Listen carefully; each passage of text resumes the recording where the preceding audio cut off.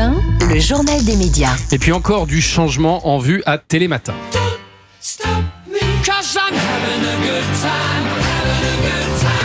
Bon, William Lemergy était resté 32 ans à la tête du programme, mais depuis son départ en 2017, c'est plutôt l'instabilité qui règne. Flavie Flament et Julien Arnaud vont devoir céder leur place.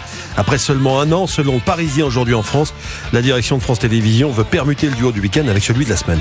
En fait, Maya Loquet et Damien Thévenot devraient donc passer en semaine et Flavie Flament et Julien Arnaud devraient présenter Télématin du vendredi au dimanche. Les audiences de Télématin ont baissé cette saison. La concurrence a gagné du terrain, notamment la matinale de Bruce Toussaint sur TF1. On n'en a sans doute pas fini avec ce dossier Télématin, parce qu'il est peu probable que Julien Arnaud et Flavie Flament acceptent de passer au week-end, toujours d'après le Parisien aujourd'hui en France. Ils ont été avertis de ces changements seulement il y a quelques jours et ils ne s'y attendaient pas du tout. Et sur France 3, le changement de programmation de questions pour un champion dérange même les sphères politiques. Oui, rappel, à partir de septembre, le jeu quotidien ne sera plus diffusé que le week-end, samedi et dimanche. En l'apprenant, une vingtaine de députés de gauche, de droite et du centre ont écrit une lettre à Delphine Ernotte, la présidente de France Télévisions. Cette décision nous paraît symboliquement lourde et culturellement regrettable.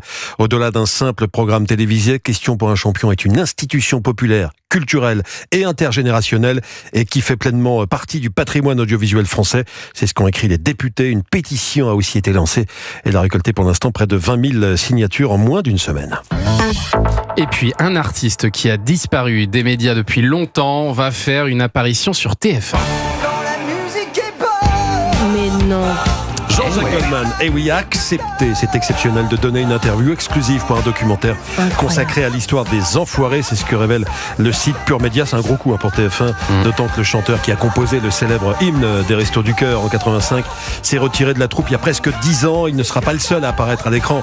Au total, il y a une cinquantaine d'artistes et témoins qui ont répondu présents. Mais Goldman ne sera pas seul, donc, mais les autres, on les voit tous les 2 jours à la télé. Donc c'est moins un événement. C'est un documentaire qui sera diffusé la saison prochaine en prime sur TF1, on peut d'ores et déjà garantir un succès d'audience. Ça, c'est absolument garanti. Merci beaucoup, Julien, pour ce journal des médias. Et Culture Média, Thomas, il continue après les infos de 10h sur Europe 1. Oui, dans un instant, on va continuer de parler du grand retour d'Interville et des nouveautés à venir à la télé avec Bruno Guillon et Yoann Rioux.